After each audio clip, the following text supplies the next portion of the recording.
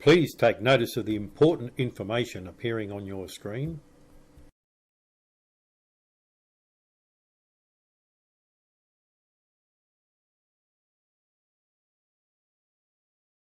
Welcome everybody. It's great to be here, and it's great to see everybody in this room, and I know for a fact that there's lots of parents and I know that there's lots of teachers.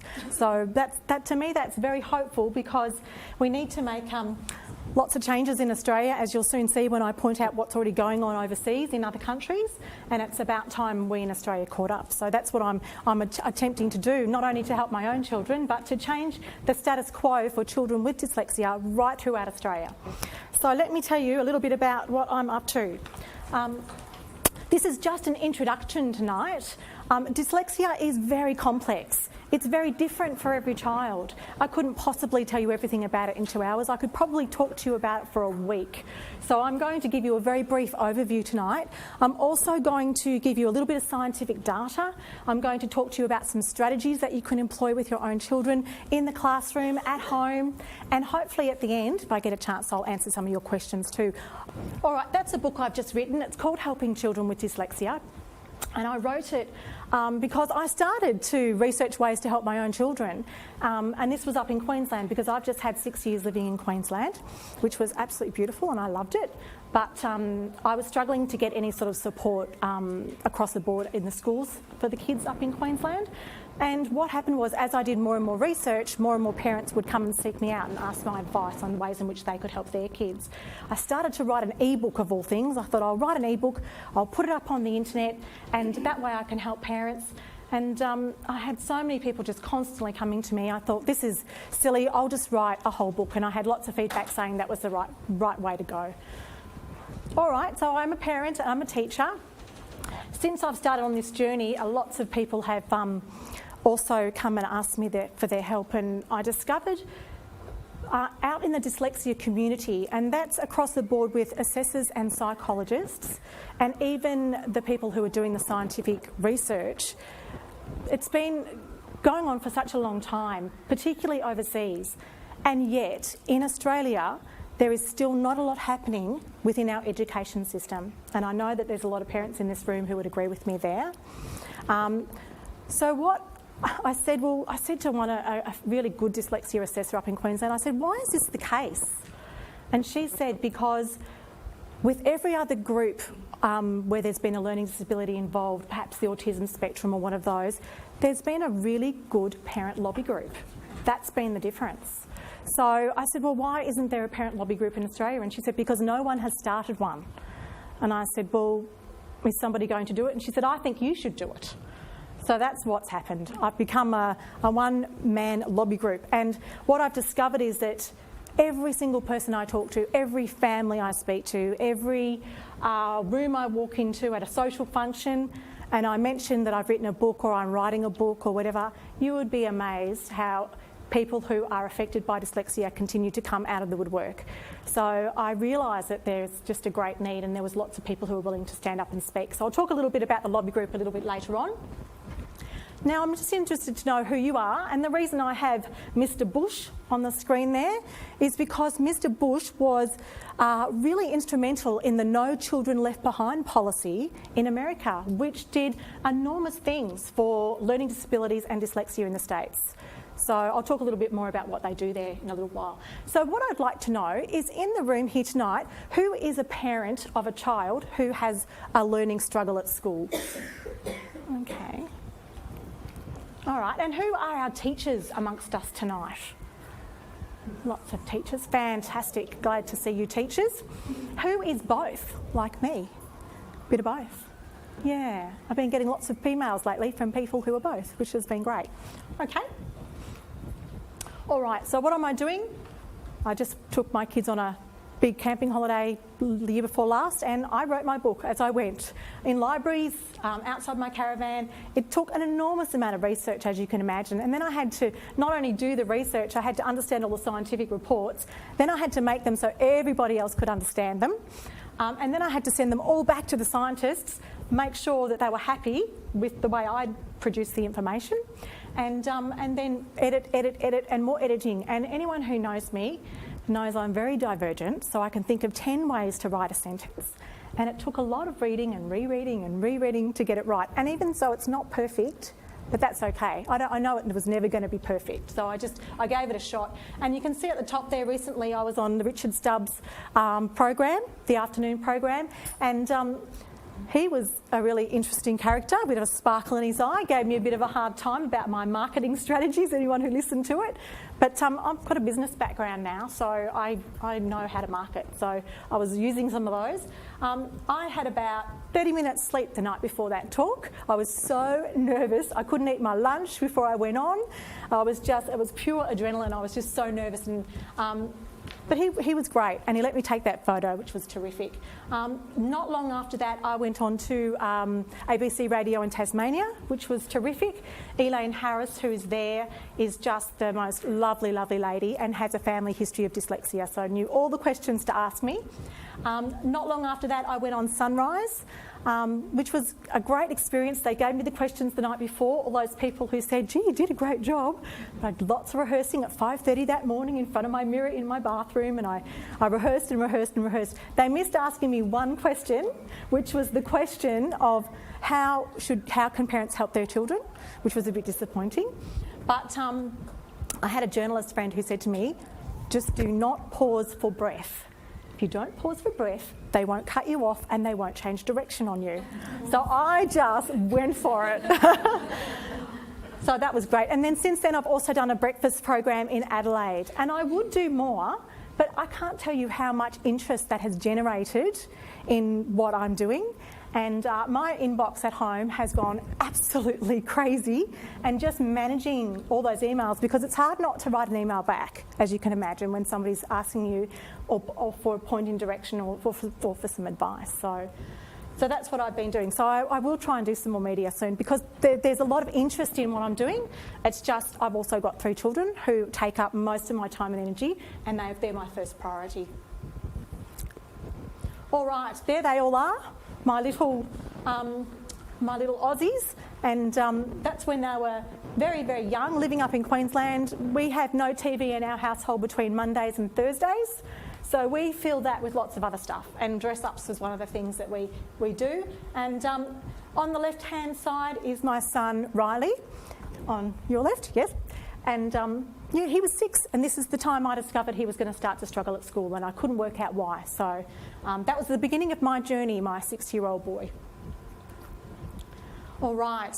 Now, I've had this lovely lady, Anne Williams, another person who's been emailing me. She's been creating all these graphics for me and sending them to me on the email, saying, please use them as much as you want. So I've been doing that.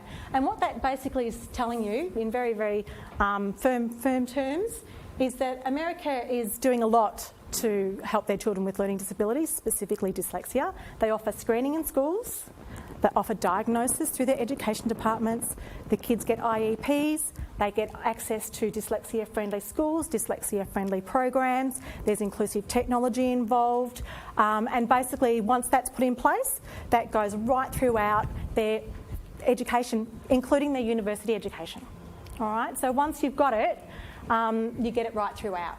And the same applies in the UK, the same applies in Canada.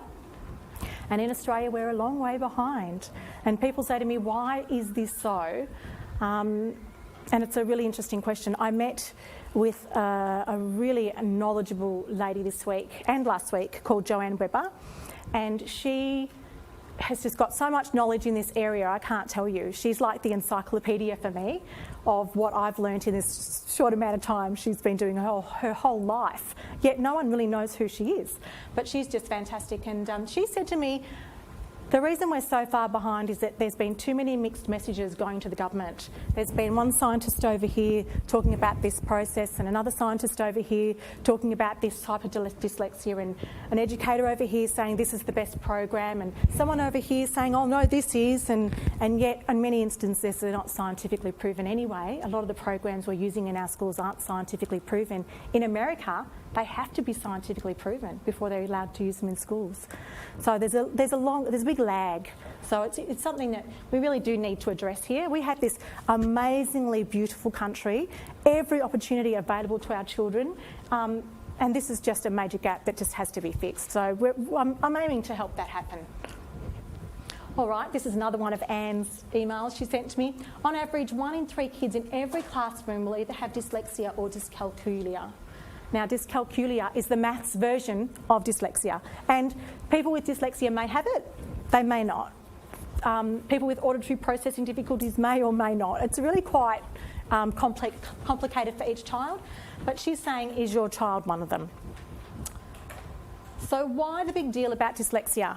Now, earlier this year in Paris, they held the World Dyslexia Forum, and there were some amazing speakers. You can actually go to the website, you can download all the videos of all the speakers, you can download all the transcripts of what was said. They had people come from China, Israel. People think dyslexia is just for English-speaking countries. It's actually not. There's dyslexia in just about every country in the world, and there's a dyslexia association just in about every country in the world that I've come across too. It's amazing. Malta has a dyslexia association. I've just received an email from the Dyslexia Association in Kenya. India has a screening test for dyslexia in their primary schools. Turkey has a core module for dyslexia teaching in their pre-service teacher training courses. So there's a lot of things going on in the rest of the world. But this lady, Professor Linda Siegel, basically said that one of the biggest studies that's just been done in Canada, and I see that you can read that anyway, it says 82% of the street youth in Toronto had undetected and unremediated learning disabilities. So they went out and they spoke to all the street kids, basically, and said, what are you doing on the street and why are you here and what's happening? And then they had all the adolescent suicides in a 3-year period in Ontario. They could actually stem back. Sounds pretty amazing that they could be so conclusive, those statistics, but apparently so. So we're talking about a pretty big social problem, not just a problem for our kids at schools and our teachers trying to teach them, but also for our kids out there who don't fit the system and the system doesn't fit them. All right, students with dyslexia will do absolutely anything, and I mean anything, not to be labelled the dumb kid. And I still have adults saying this to me now. Even adults now who are dyslexic will say to me, I would have done anything. So they will get angry and frustrated. They'll be disruptive and they'll be confrontational. I know one young man who used to stand on his chair and scream at the teacher like this. Massively high IQ, massive, top rung, just did amazing things when he left school, but could not happily read, write and spell at school. So he couldn't access the information, so he's totally frustrated. They will be naughty to direct attention. At the moment you want to ask them a question, they will throw something at somebody's head, anything. So the child who might have been a good child at home, all of a sudden they're not a good child at school, and it doesn't make sense. You've got to look for those children that just don't make sense. They will lie and they will cheat. I've had a number of people saying to me, I cheated my way through high school. I just couldn't do it, and I wasn't going to be the dumb kid, so I cheated. I was a bit like, whoa, that's pretty full on. But apparently so.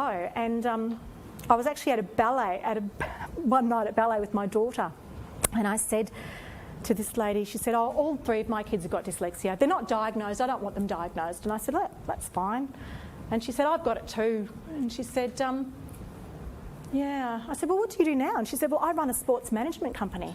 She said, I have all the people who went through university working for me. Mm-hmm. And I said, well, how do you do it? And she said, well, I speak, they type, I manage people, I'm really good at choosing good people to employ. And I said, they do everything. They do my maths, they do my English, they do my spelling. I just do the talking and bring the business in. And she was really successful. And I said to her, well, when did you leave school? And she said, I left school at the end of year 10. And I said, and how did you get to that point? She said, I cheated the whole way. I said, but that's pretty full on. And she said, well, I had no alternative. I was not going to be the dumb kid because I actually wasn't dumb, but I just couldn't get through school. I couldn't get through the exams. I couldn't get through the tests. They'll stop participating and withdraw. They'll go into their own little dream world where they just live in another world, even in their classroom all day. They have anxiety attacks. We're talking about the child who might wet their pants. They might just have an absolute meltdown in class. They do things like that. They make excuses to leave the classroom. I watched one little boy in Queensland. I would say he went to the toilet on average 20 times a day. Just disappeared. He was just gone.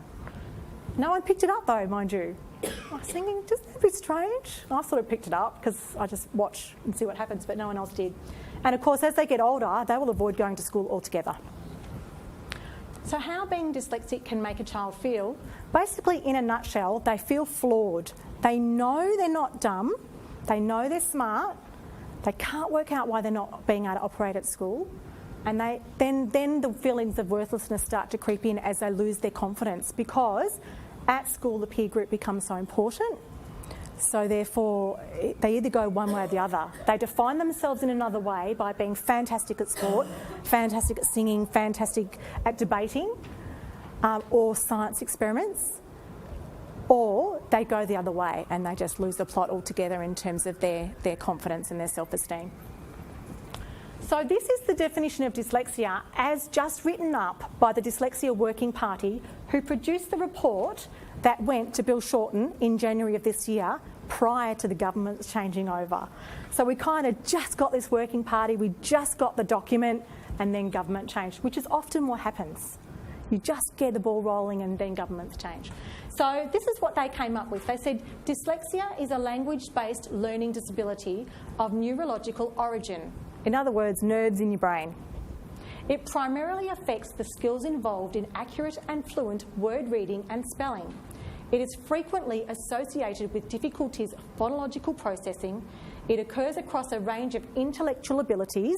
In other words, children with dyslexia can have a range of intelligences like anyone else. They can be highly gifted. They can just be the average child. Okay?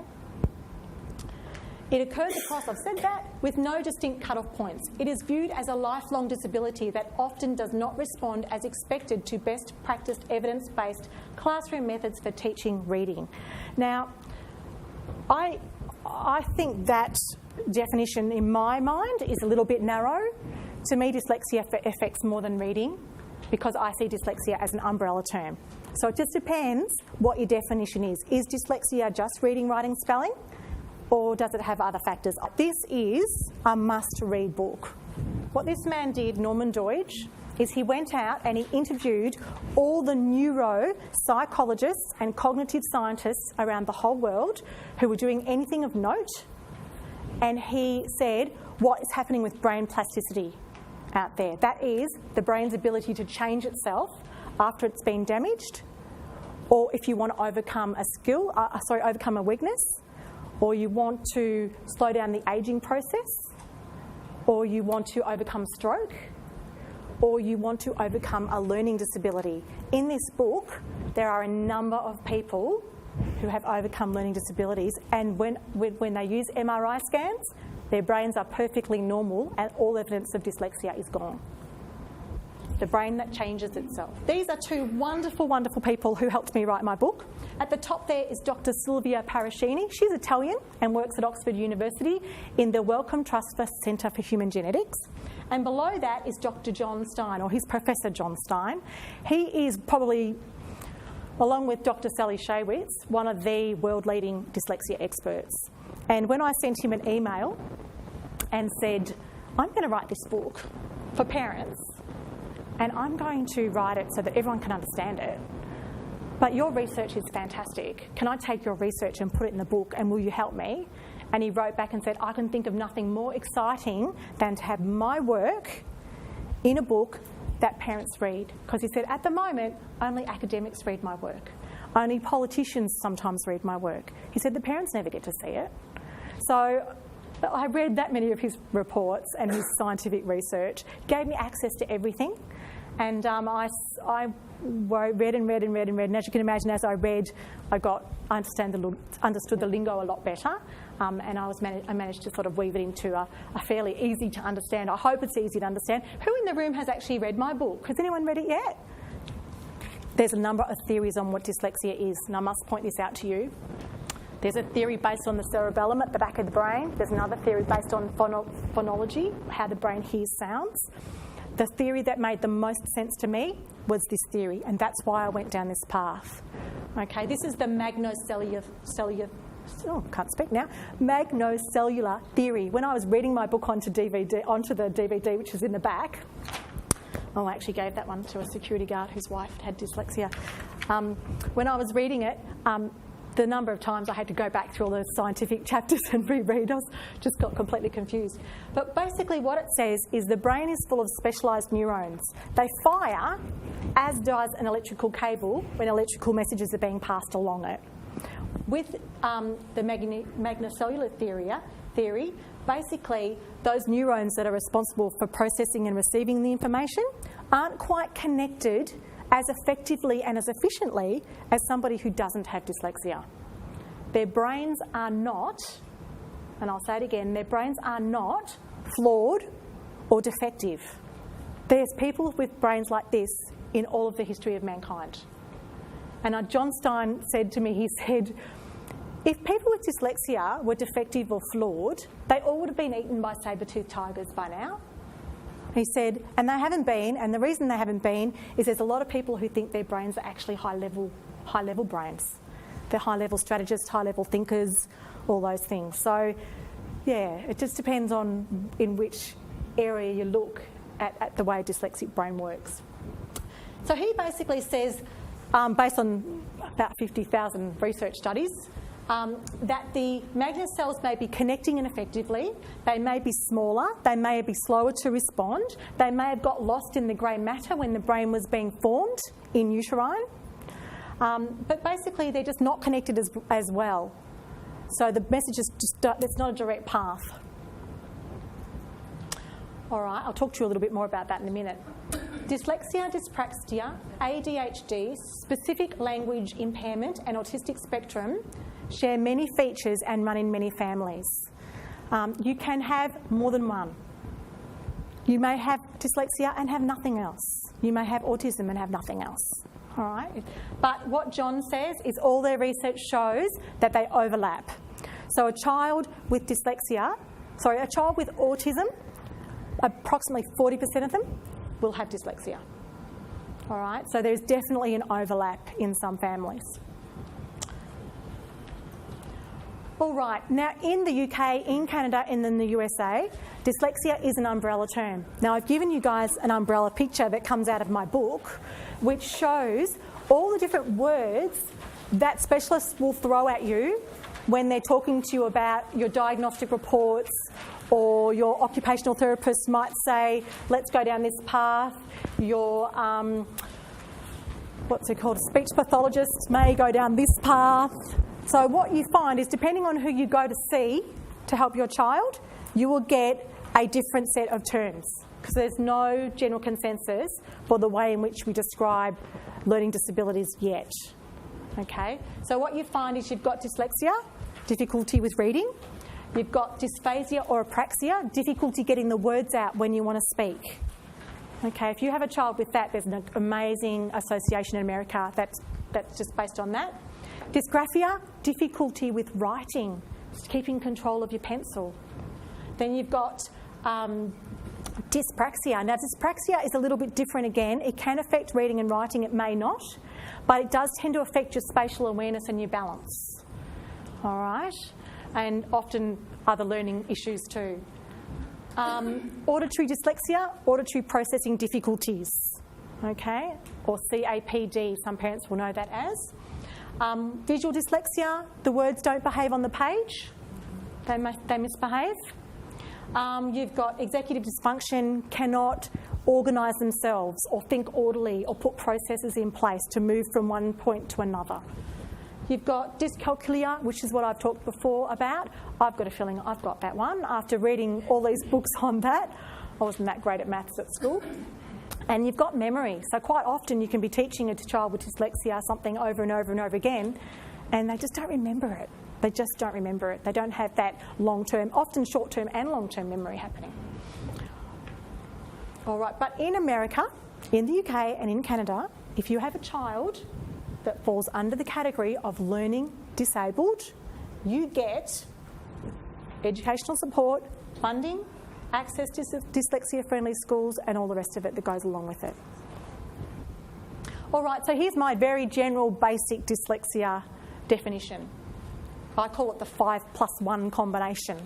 It is visual processing, it's auditory processing, It's phonological processing. Now, all the teachers in the room will know what that is, but basically phonology is the sound symbol relationships between letters and what they say when you speak and what they say when you try and write.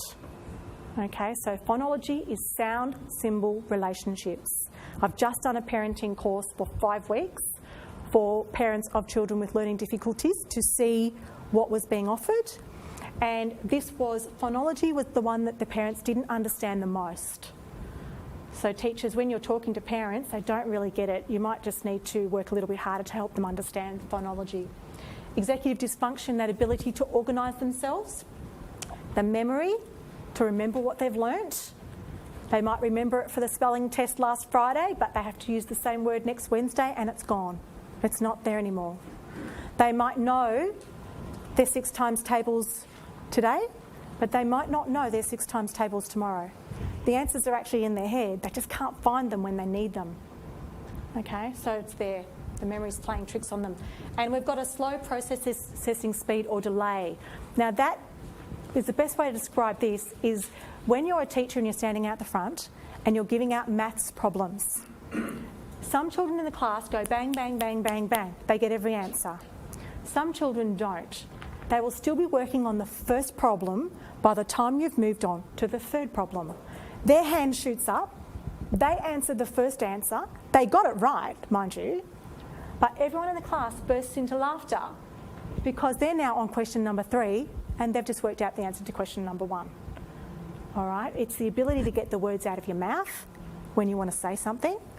It's the ability to think of an answer when you're asked a question or respond to a question when you've been asked it. All right, so are kids with dyslexia smart? A lot of them, after they've been at school, don't think they are. And a lot of them, after they've had 5 or 6 years at home with their parents, don't think they are either. But I can tell you for a fact, many of them are. In fact, their intelligence is the same as every other child out there. Dyslexia, intelligence spectrum. High-level dyslexia, really frustrating.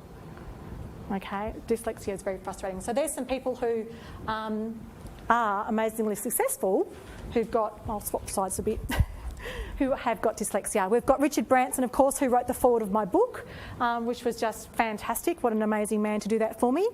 Got Mr. Packer up there. You've got Mr. Einstein. This lady here is called Carol Greider. Carol Greider just won the Nobel Peace Prize for Medicine, Molecular Science in America. And she didn't even know she had dyslexia until she was trying to get from high school into a university, and her if you like, her VCE scores, they're called something different in America, was so low, but all of her work scores were really high. All of her interview analysis were all fantastic, but she only got accepted into 2 universities, and they were like the ones that she wasn't really planning on getting into. But she's now the Nobel Peace Prize for Medicine for the States. Leonardo da Vinci, if you look back at some of the transcripts of his life, apparently he was quite dyslexic, although back then I don't know that you could say he was or he wasn't. We're just assuming that. But what an amazing creative thinker he is. And we've got Sir Thomas Edison in the middle. He was the light bulb man and all those other things. And here's some more modern day people. Some amazing artists, Picasso, Henry Winkler's just started a massive program, in the UK I think it's called something Discovery, Dyslexia Discovery, where he is planning on highlighting dyslexia right throughout the UK with a big program. Orlando Bloom, Sean McAuliffe. Down here, this man on the bottom left is Charles Schwab. He is one of America's top financiers. And yeah, so you can see, I'm sure you know some of those other faces there. All right, so why are dyslexics seen as being high strategy thinkers? I know that they are. I've had personal experience with that one. They have an amazing amount of strength. And what happens is, just for example, you can imagine what happens in your brain if the pathway that you want to use to read and write and spell is faulty, blocked, murky. What your brain will do, because it's very smart, is it will find another way. So what happens is when you're dyslexic, in many of the MRI scans that you see, there'll be parts of the brain firing everywhere, okay? Not for reading just quietly. I'll show you a little bit more about reading in a minute. But for just general thinking, you find you've got parts of the brain that are not necessarily responsible for certain types of thinking based on what science knows, firing. Now, I think personally that creates a lot of mental exhaustion for kids because they are working really, really hard to do something that somebody sitting next to them finds really, really easy. All right, but I'm pretty sure it does give high-level strategic thinking skills. All right, I think that's why people like Richard Branson, who can't find their way home when they're tossed out of a car, or can't understand what gross and net is in a business statement, says in the foreword of my book, I make it so simple and so easy to understand, anybody can get it, and that is the whole premise of the way I run my business. He said, if anyone gives me anything that's not in bullet points, or if anybody gives me anything that's more than 1 or 2 pages long, I'm not reading it. And interestingly enough, although I don't know what his background is, Dick Smith says the same thing. Give me anything that's longer than A4, I'm not reading it in any business meeting he goes to. So I'm just going to tell you quickly what some of the strengths are, because they are pretty amazing. And some of the people in the room may be able to identify with some of these. I got this list by asking hundreds of people, speaking to universities, and yeah, all sorts of things to get these answers. Physical strengths. Be equally capable with both the right and left sides of their bodies. They may have incredible energy levels, may excel in physical skills, and as a result be really good at sport. May have exceptional reflexes and be able to respond to physical stimuli immediately or almost instantly. May have excellent hearing, often hearing sounds moments before others are aware. My son used to say to me, Mum, there's a plane. And I'd go, where's the plane? I can't see a plane. I'll tell you, about 10, 20 seconds later, he'd go, there it is. And I wouldn't have heard it at all. And it would have been in the sky. And he still can hear every time I whisper. He hears every time I whisper. Just onto me, I can't whisper. They can be really good singers, mimics or musicians, often incredible movers, gymnasts and dancers. They may have excellent dexterity and be really good at computing, keyboarding, piano, organ or accordion. Can have high-level physical endurance. Personality strengths. Can be excellent communicators. Think of people like Sean McAuliffe, who gets out there and just talks off the cuff all the time. Jay Leno is another one. Whoopi Goldberg, another one, very quick, very, very witty. Fantastic organisers who efficiently organise people and tasks to get things done. That was my friend in Queensland who had, and lots of other business people with dyslexia do that. Amazing delegators, really good at picking people that are good in their work. Great orators, able to get up and speak in front of people. If it may be able to effectively explain or describe or communicate. People with dyslexia often make really fantastic teachers for that reason. They're really, really good at getting it simple and effective. Are often outwardly thoughtful and empathetic to animals and other people in need. So that's one I see time and time again. Mental strengths. May have high pain tolerance, incredible mental perseverance. These kids generally do not give up. I've seen that time and time again. Everyone's just lost the plot and gone home, and they're still there trying to make it happen. They don't give up. Unless, of course, they've got no self-confidence, and then they've just switched off and gone home because they just can't make it work at all. Often really inquisitive, they'll ask 100,000 questions. Can achieve great success and overcome major obstacles. That's because life is a major obstacle. So other major obstacles aren't that major. After getting through school, if you get through school, it's amazing what you can do outside of school with a bit of effort.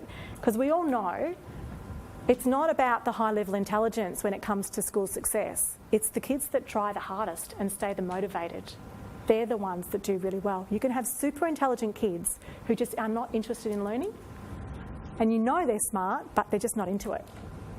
So they're often fantastic at memorising long paragraphs. My son used to be asked he used to have to do a little Bible paragraph each day, and they had to recite it. He never learnt it, mind you, but if somebody said it to him, he could say it back verbatim.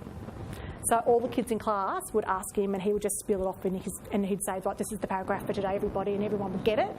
But if I asked him that 5 minutes later, he would be gone and it would never come back. So he just had that ability on the spot to be able to memorise little recording in his head. Can often possess an amazing understanding of mechanics, electronics or computers.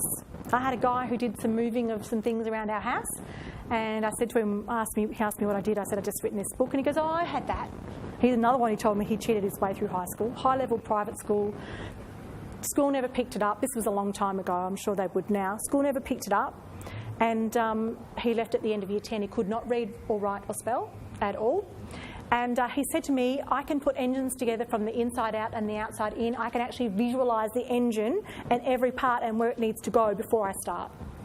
So you find architects, designers who can do all those things too. Can often be found in kitchens concocting and inventing amazing dishes. Think of Jamie Oliver, who's your typical dyslexic. Maybe really, really good at maths, super good at maths, think in numbers, and don't have to worry about writing too much down, it's all in their head. Can sometimes use their imagination to tell amazingly descriptive and detailed stories. Writing them down's tricky, but if you can get the story, often they're amazing. You just have to find a way of getting the story. May have a very ordered mind, enabling them to take in large amounts of information, retain the knowledge, and then apply it in other areas. I heard of somebody who could do that in lectures.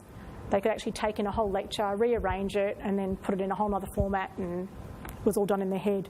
They just had this structural ways they laid all the information. Maybe big picture people, able to use high-level thinking strategy. So, visual strengths can visualise in 3 dimensions quite often. That sounds a bit silly because we all do that, but I'm talking about people who can see from every angle at the same time. When I spoke to somebody in at RMIT, they said landscape architects cannot compete with the dyslexic landscape architects. They said we just can't compete. Their designs are too innovative, too clever, because we can't see the designs the way they can. Can see incredible detail in the world around them, colours, definition of colours, shade and light. Often amazing artists, amazing photographers as well. In fact, the man who took all the photos in my book turned out to be dyslexic, believe it or not, and he's put a testimonial in my book for me, which was great. Now, I think probably what it comes down to is that if kids get through school and they've got their self-esteem intact, then they invariably make amazing business people. And and there's lots of amazing examples of great business people out there. Okay. All right, now I'm just going to go into a little bit more detail with some of the different types of dyslexia, because all of our kids are different. All the kids we teach in our classrooms are different too. They have strengths, they have weaknesses, and they have different areas where they sort of work. Visual processing is a tricky one. Not tricky really, but it's tricky to get it. Because you can have a child who says they're having trouble seeing at school. You can take them to an eye doctor. They have perfect 20/20 vision, but they still can't seem to see the text on the page. So that's visual processing difficulties. All right, so we're talking about the first thing you must do. You must go and get an eye test done. You need to go and see a proper doctor and get it done. Don't guess when it comes to eyes. They can look inside them and see these days. It's amazing. So we're talking about tracking difficulties. That's where you actually go from the left to the right-hand side of the page and you actually track the letters across the page to read. All right? They can have text distortion where the text does not behave. It moves around. It changes on them as they're trying to look at it. You can have light sensitivity. A lot of our classrooms have fluoro lights in them. There is a child I know of in a school in the southern suburbs of Melbourne, and he wanted to wear his hat to school, and the school said, you're not allowed to wear your hat in class, and he said, if I can't wear my hat, I'm not going to class. And it went on and on and on and on until he refused to go to school. Finally, they worked out the glare of the page of the fluorescent light above his head was making the page glare so much he couldn't actually see any of the words on the page. So he needed his hat to create a little shadow. So once they worked it out, he was allowed to wear his hat. Text movement, another story about a little girl who used to hold her hands around her book like this. And the teacher's aide said to her, you need to take your hands down, because she was like, hanging on for dear life. And she said, okay, and she took them down, and then 2 seconds later they're back again. And the teacher's aide said to her, why do you keep putting your hands around your book like that? And she said, because the little letters on the page turn into little ants and they run off the edge and fall off. And if I keep my hands around my book, that does not happen. I keep them there. Mind you, before she disclosed that information, she said to the teacher's aide, if I tell you, will you make me go back to prep? She didn't want to go back to prep. So she said, I'm not going to tell you unless you promise me you won't make me go back to prep. So anyway, he said, of course I won't do that. And he sort of didn't, and even then, he didn't get it. Like, he's like, how could that possibly happen?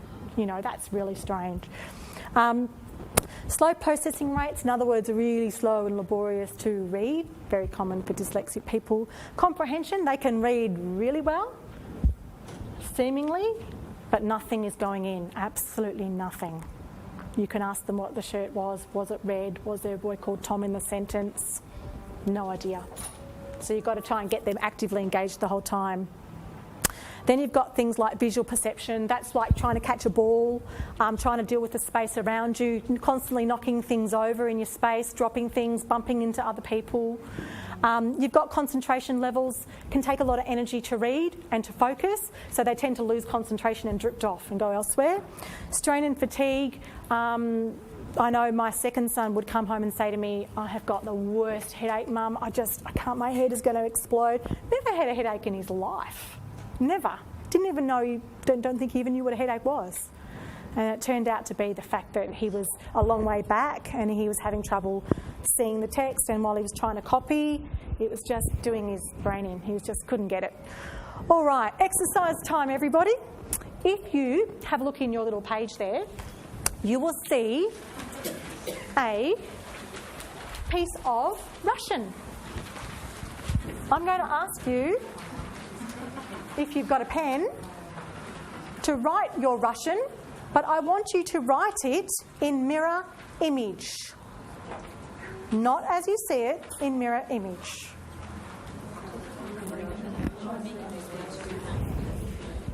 Okay, have a go, see how you go.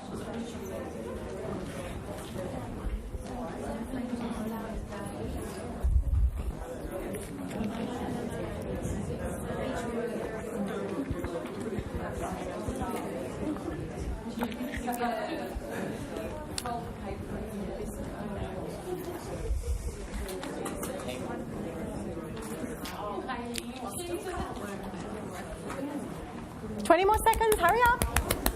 Come on, I've got to get to phys ed in a minute. We've got to go and change. Quick. Okay, I'll let you all out of school now. You can stop. Hands up if you found that really challenging. Yeah. Hands up if you were really good at it and you just flew through it. Good on you. There you go. One person found it really easy. So what I've attempted to do then is I've attempted to give you something that's unfamiliar. I've distorted the text. Some people's I distorted more than others, just to give you a feeling of what it's like to have to power through a copying exercise. It's actually really challenging when the text is unfamiliar and it's distorted. All right. This is a paragraph taken out of the Australian newspaper earlier, I think it was earlier this year, or it might have been last year. This little girl says, when I do writing and paragraphs, my brain is uncomfortable and hurts. And I get the right word, but when it travels down my arm, it disappears before it comes out of my hand. And sometimes I'm crying. All right. So what causes visual dyslexia? According to John Stein and many other experts that I've read articles on, a person with visual dyslexia experiences difficulty due to the defective timing and chemical processing of images in the brain. Okay, it's not their eyes work perfectly. It's the message going from the back of their eyes into their brain for processing. Okay, and you can see there was a pair of binoculars there. That's a reminder of vergence. Okay, we've got two eyes. It would be really helpful if they were working together. Sometimes they're not. Sometimes they're working separately. One eye's timing's out from the other eye, and it gets really tricky, and that can be one of the reasons that visual dyslexia can come about. Okay, here's some things that kids can see when they have visual dyslexia. Some of these things came from, all of them, came from Erlen, courtesy of Helen Erlen. And basically you can see this one, there's a washout. I know a little boy in Queensland who had this one.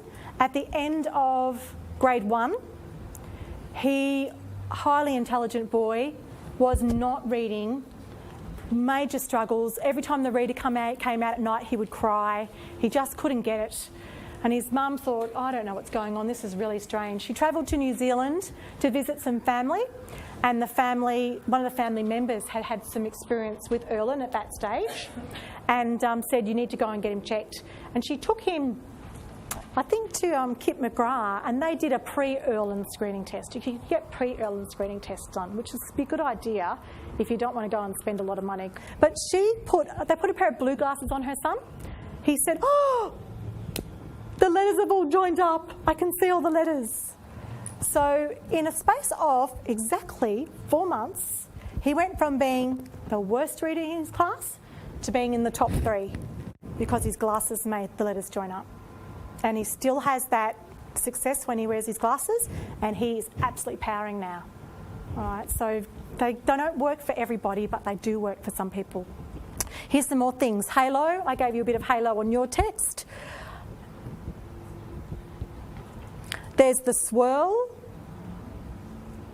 There's the shaky. That's where you get this, can actually get a bit of movement happening with that. And sometimes the glare of the white actually makes it shake. Blurry, that's pretty common. Even for us, when we're tired, we get the blurry, but we're talking about kids who get it all the time. Seesaw, a bit like this little girl where they not only seesawed, but then they jumped off the page as well. All right, so do coloured lenses work? Well, up until recently, no one really knew. There was no real scientific evidence. So John Stein did some research, and he looked at the way the brain waves travelled through the brain. He found out that 2 colours worked, and he could get the best magnocellular response from 2 colours. One was deep blue and one was deep yellow. All right, I actually meant to bring you some glasses and show you, because he sent me some so that I could have a look at them, because they sell them, and you can just go to the Dyslexia Research Trust in the UK and buy them for £15. So there's all these things going on in the rest of the world we need to know about. So basically, he says they work, and the reason he says they work, he says the yellow work because the cells at the back of the eye are, I think, red and green, and therefore respond to yellow light. The yellow light enhances those receptive cells, and it gives you a bit of a boost. He says the blue work because 10% of the cells respond to blue light, and basically he said they're having amazing responses from blue, because blue for some reason seems to help more people than yellow in his research. But the other thing you need to be careful of with yellow is that they can give you really bad headaches if they're not suitable for you, so be aware of that. They may be exactly what you need too. So so look, John's trialled 3 things. He's trialled eye exercises to stop eye wobble. When kids look at the page, their eyes rest on each letter for a millisecond. It's called a saccade. Basically, it rests and it goes. If you're a great reader, you go zoom, zoom, okay? That's how you read. If you have not a great response with saccades and you have an eye wobble, your eyes don't do that. Okay, so John Stein's come up with lots of exercises with a visual specialist at the Dyslexia Research Institute there, and he's shown that you can do amazing things with eye exercises. There's a lady here who runs, actually you can go to an optometrist and have a look at those sorts of things too. Some people absolutely rave about them and say, oh, my child is cured, it's wonderful. Some people say they didn't do anything for my child. And the key here is your diagnostic assessment. You have to get a diagnosis to know if something's going to work. Do not waste your money unless you get a diagnostic assessment.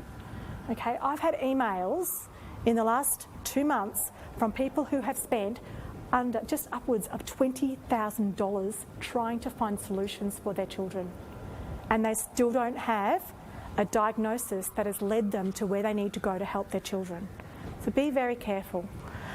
Patching of the left eye is one where they've shown that if you patch the left eye for 3 months, for some reason the eyes start to work together again. So you basically reprogram your eyes so that your vergence is back where it needs to be. There's a lady who's mentioned in The Brain That Changes Itself. Her last name's Arrowsmith. I can't think of her first name. Anyway, there's a whole chapter on her. She runs two schools in Canada specifically for children with dyslexia. If you go onto her website, you'll actually see YouTube clips of kids in the classroom, and half of the kids have their eyes patched. And she obviously is getting great responses from it, making the brain work together. All right, so coloured lenses are thought to help by rebalancing the input and timing of visual information as it travels from the eyes to the brain for processing via the optic nerve. Now, I spoke to a lot of Erlen assessors to write this book because I wasn't going to put anything in my book that I wasn't confident should be there. Now, that's from my perspective and that's my journey. Some of them have done 6,000 assessments. And the stories are amazing, amazing. Everything from people who've suffered brain injuries to people who just weren't reading and now they're reading. So it's really quite interesting. They do tend to help some kids, that's for sure. All right, how to help children with it? Get an eye test. Check out the prospective tinted lenses. Do not go and buy Erlen lenses. That's my advice. I would check a few things first. I would look at tinted paper. All right. Some kids are just happy using tinted papers in their classroom. They might prefer blue. They might prefer grey. Try it out first. You can get acetates. Now, acetates are plastic overlays that you can put over the top of readers, and you can get a really good idea from those too if they help. You can do bigger, bolder font sizes. All right, now, Colleens Story. Colleen is a lady who I met just recently at the parenting course. She's not a teacher, but she's very dyslexic, and she didn't learn to read and write until she was about 40. She was brought in to help. She's a maths whiz. She was brought in to help with maths in a Year 8 classroom. And she had a supervising teacher while she taught. And basically what happened was she didn't call it maths because all these kids had maths phobia. She called it number sentence class. They all went to number sentence class. She made the font bigger. She made the symbols bolder. And she did the layout so there was only 1 or 2 sums per page. And basically she got through the whole curriculum for the whole year, and every child was getting 100% for everything. The end of the year exam came. Colleen wasn't there. They gave the kids the normal format for the test. They put them in the room with everybody else, which management is often the way schools have to do it. And none of the kids passed. In fact, they all failed. They got about 30%. Every single child got about 30%. They rang Colleen and said, something's wrong. And she said, you're right, it's wrong. She said, I want you to give the kid 2 days. I want to rewrite the test in my format. I want you to put them in a separate room. Every child got 98% or above. So all she did was change the format and the colour of the paper and bolded the symbols. So yeah, that's just things that can happen. Tracking devices, reading rulers, a ruler on the bottom of text. This is a reading ruler in the picture here. You can see that it just shows the child the eyes where to go next. All right, they work really well. From a teaching perspective, it's just a great idea to use less text, more visual cues, use graphic symbols, use pictures, try and use point form when you can. Graphic organisers are the same as mind maps. All right, and what they are is they're just a basic graphic diagram where you can fill in the gaps, and it gives you a plan to approach a piece of work, or to write something, or to think about something, or to answer a question. Good quality photocopying is really important for teachers. I know, being a teacher myself, sometimes you're just in such a rush, and it's get to the photocopier, get the stuff photocopied, get back to class. But sometimes the quality of those can really make a difference, particularly with the grey. The grey can be really cloudy. A reading buddy is a great idea. Audio books, sensational idea, particularly for high school when kids have got to get age-appropriate texts sorted. And there's great text readers now, so you can use those too. All right, auditory processing. This is a big one. This is the big one. Most kids, I find, who have dyslexia have some sort of auditory processing issues going on as well. Again, you need to get a hearing test done. Go and see an audiologist. It will take, I'm guaranteeing you, because I've just had one of these done on my son, it will take 15 minutes and cost you $75 to work out how your child hears. It's not a lot, and it's worth it, every cent of it. So then what you can do is say, okay, I know their hearing's perfect. Now I need to understand why he's not hearing. There's a couple of reasons, or there's a couple of, if you like, definitions that fall under the auditory processing umbrella. Auditory short-term memory, they cannot remember facts, specific details that are given to them on the spot. We've just talked about the Gold Rush era. Now I can't remember what we were in Ballarat. I don't know where we were. I can't remember. They just don't remember. That's short-term processing.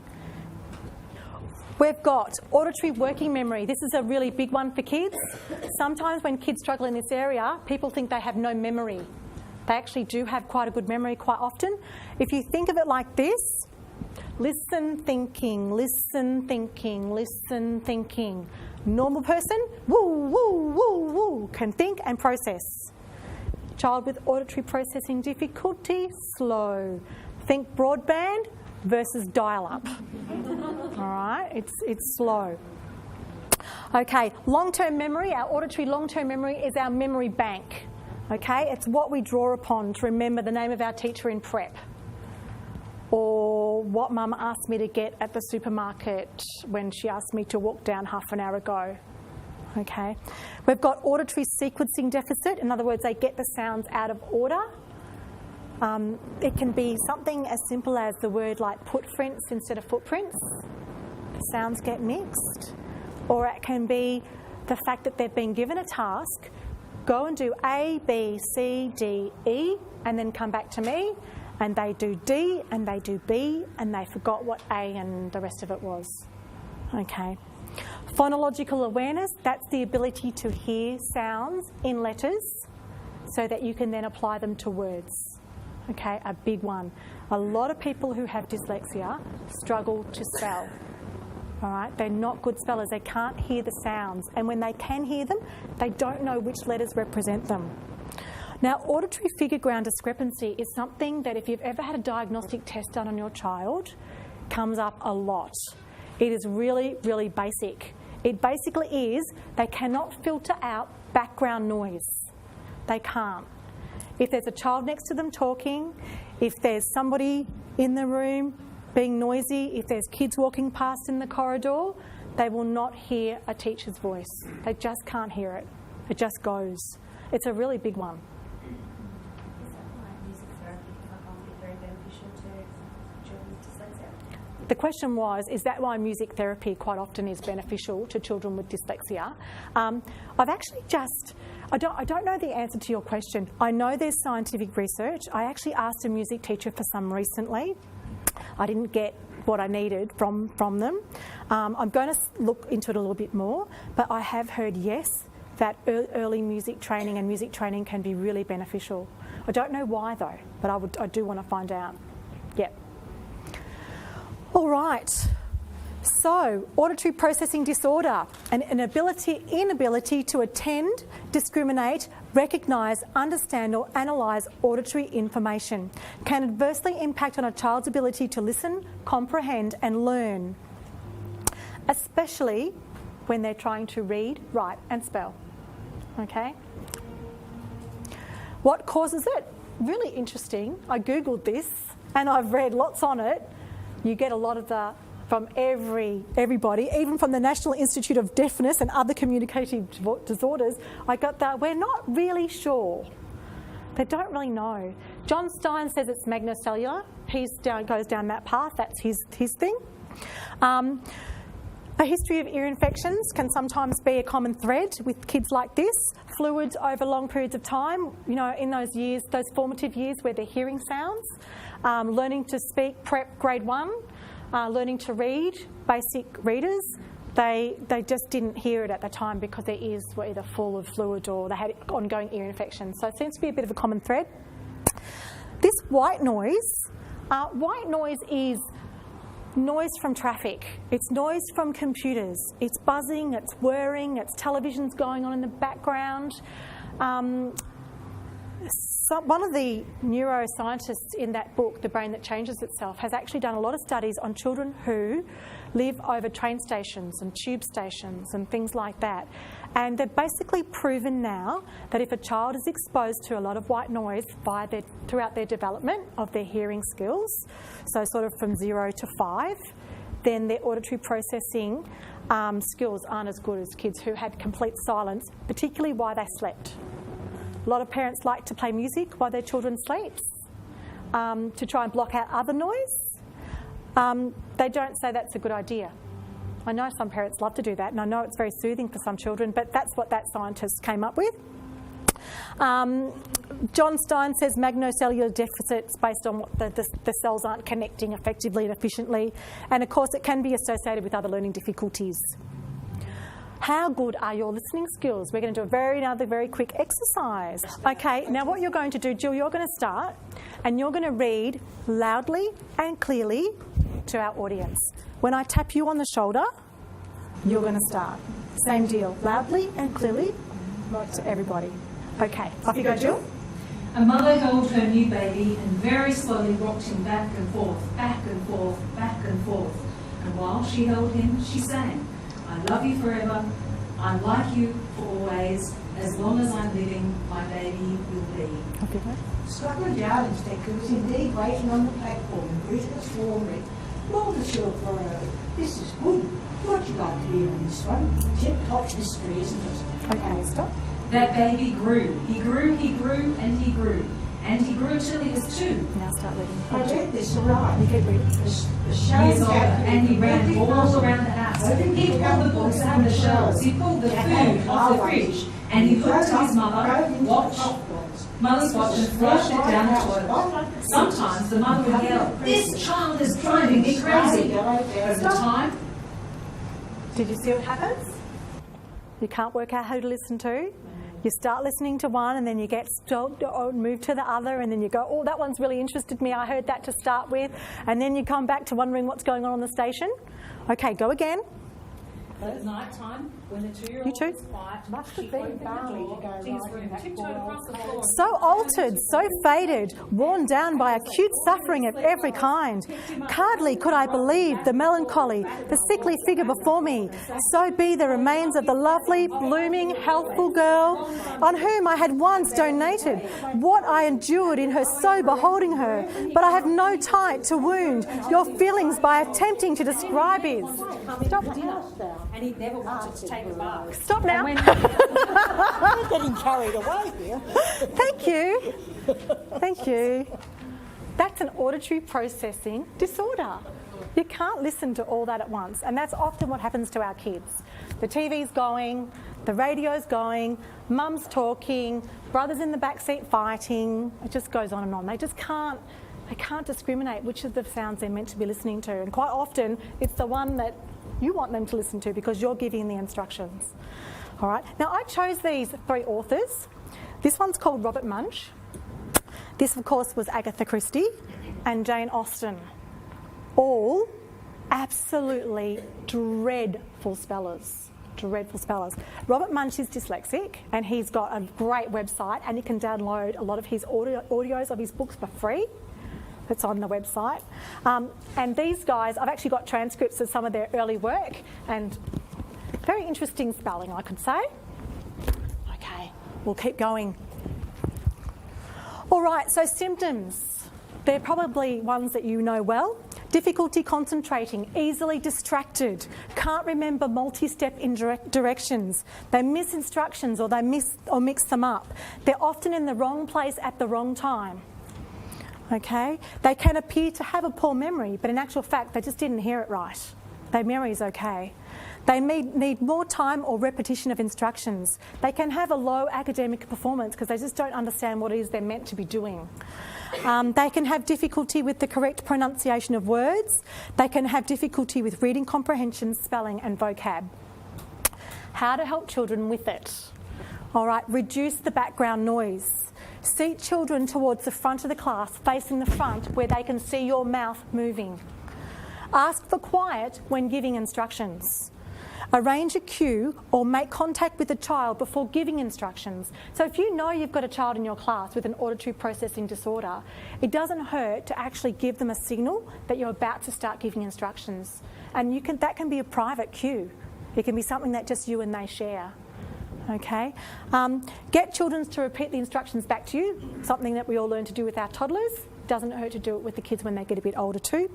And provide additional support material and make it visual. So not only stand out the front and give them the instructions, give them a sheet of paper with some pictures on it, which gives them the instructions too, so they can take it back to their desk and they've got a secondary thing to rely upon. All right, these are some things that I've seen used really well. Allow a child to use earplugs, so they actually block out the noise. Get them headphones.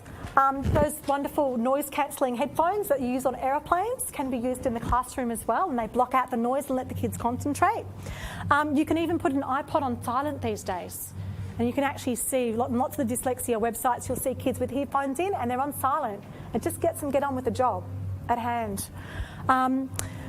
There's lots of listening devices. You can actually have a teacher who's got a microphone and the child can have a little listening device on their desk and they can actually hear what you're saying directly. There's a wonderful teacher in a school that I know very well. He has surround sound speakers in his classroom. When he talks, every child hears what he says. How fantastic. Surround sound teacher talking. That is excellent. Have face-to-face line of sight when giving instructions. Provide a verbal cue or a sound like a bell, a whistle or a clap. Now I've seen about 300 girls do a ballet concert this weekend and they were all in the dress rehearsal room, and every time they want to make an announcement, they just walk out and go, and the kids would go, dead silence. It's just so easy. I know teachers are really good at those sorts of things because they have to be, otherwise no one would hear anything they do.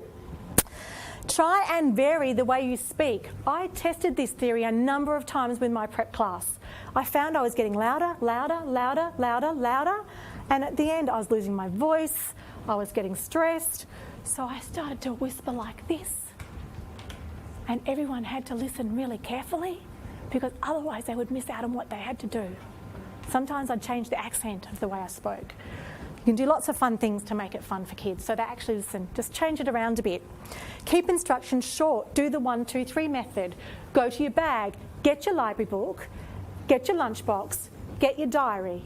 Do it back for me. Okay, I've got to go to my bag, I've got to get my library book, I've got to get my diary, and I've got to get with my lunchbox. I can't even remember. So you see how they're using their fingers to do it back? So they're now using a kinesthetic method as well as an auditory method. All of a sudden they can go back to their bag, lunchbox, library book. Okay, all helps. Start reducing repeats. In other words, as parents, we had, I recently heard Michael Gross speak, and he said kids are really good at training their parents to say the same things over and over and over again. And I went, oh my gosh, that's me. Can you come down for dinner now, kids? Can you come down for dinner now, kids? Kids, the dinner's on the table, can you come down for dinner? 5 minutes later, dinner's still on the table, can you come down for dinner? And I thought, oh, he's just hit the nail on the head. So I very quickly went home and changed my whole way of doing things. Now, kids with auditory processing difficulties, you have to be flexible, but eventually you can train them to become better listeners. All right, it's just when you start off the class at the beginning of the year and they're just all over the place, as you work your way through the year, put some training in place to help them. All right, I'm going to touch a little bit on phonological processing. I'm going to try and speed up a bit because I want you to all go home on time. I kind of think this is a big one. Kids with dyslexia often struggle to spell. They can't hear the sounds, as I've said before. I see it as being a bit of an auditory processing and a visual processing difficulty combined. That's not for all kids though. I think kids with dyslexia need phonics. Every school that my children attended in Queensland did not have a phonics program, except for Letterland, which I love. I think Letterland's great. But not just Letterland. To me, it can't be just Letterland. It's got to be some other stuff as well. And if it's scientifically proven, even better. There are some amazing phonics programs out there. Some are created in Australia, and they've taken schools up to the top of the NAPLAN testing, regardless of the kids who are in them. No, regardless of learning disabilities, they're great programs. So, we're back to sound symbol relationships. And Frank Cowling recently came out, and he is actually, his mother wrote this book, which is called Toe by Toe. I'm sure a lot of the teachers in the room probably know of it. Basically, it is a reading program, which you take your child through from lesson 1 to lesson, I don't know, there's a lot of lessons, and you tick the box every day that they achieve something in the book.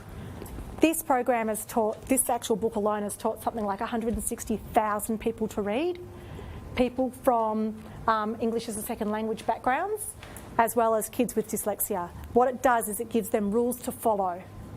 All right, it provides them with concrete rules, specific rules.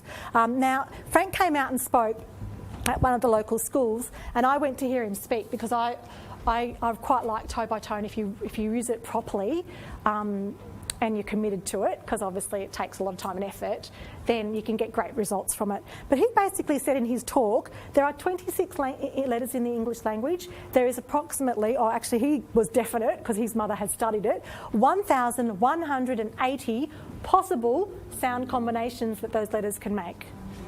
All right? Now, if you're an automatic reader, bang, bang, bang, bang, bang, bang, bang, all goes in. If you're not, really, really difficult. There's just too many. So I'll put some little examples down the bottom there. We've got mean, green, seen, latrine. All make the same sound, 4 different ways you can spell it. All right, kids have to work out which one it is. Why isn't it seen for the scene in the movie as S-E-E-N? Why do they put the C in there? What's the go with the C?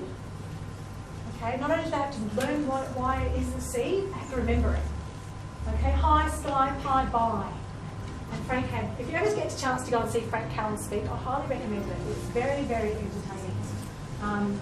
It's a very clever book. All right, another person who's got dyslexia said that she could never spell the word tough, no matter how hard she tried. She just couldn't get it. And she'd start with her first go as always TF, because she could hear a T and she could hear an F. And then she'd go, no, that's not right. So she'd cross it out. And then she'd go, oh, it's got an in there. She'd put T up. She'd go, no, it still doesn't look right.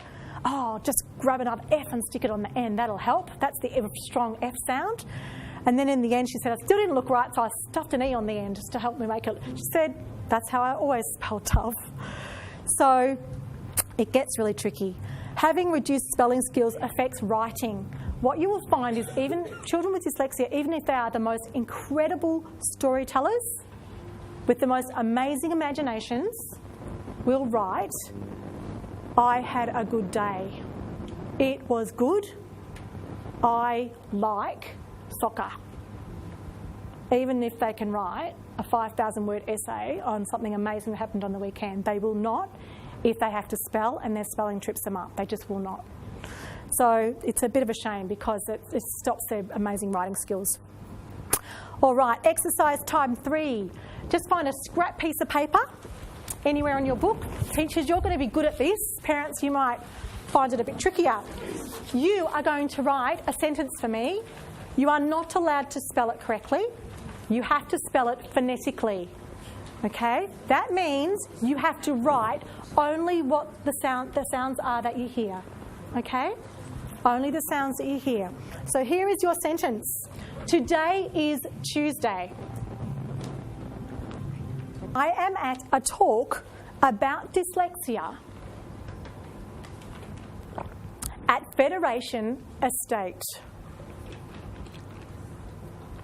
Right, have a look at what you might have got on your page. Today is Tuesday.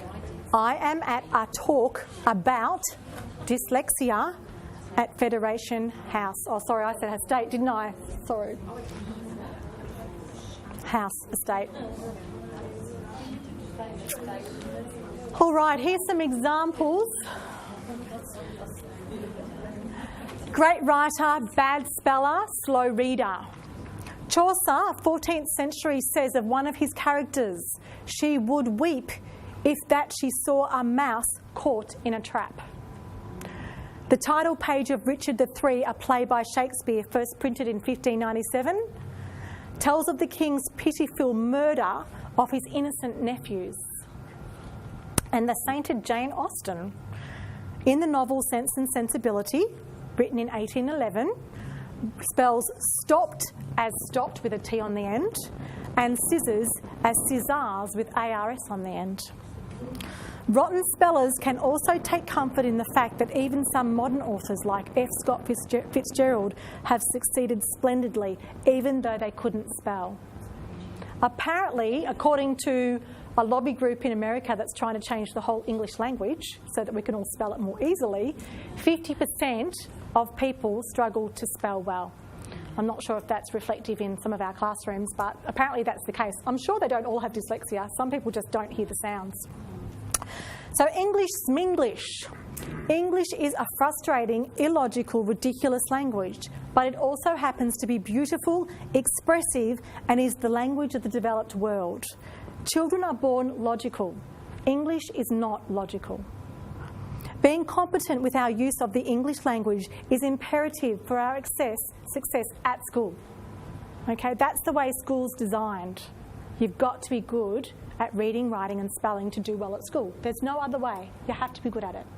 Okay, that's the way we learn after grade 3, our information. That's the way we show that we know it in our exams and tests. If you can't read, write or spell in the current system, you are in big trouble. All right. For many in developing nations, being able to use English is actually the key to their survival. So it's a pretty important language.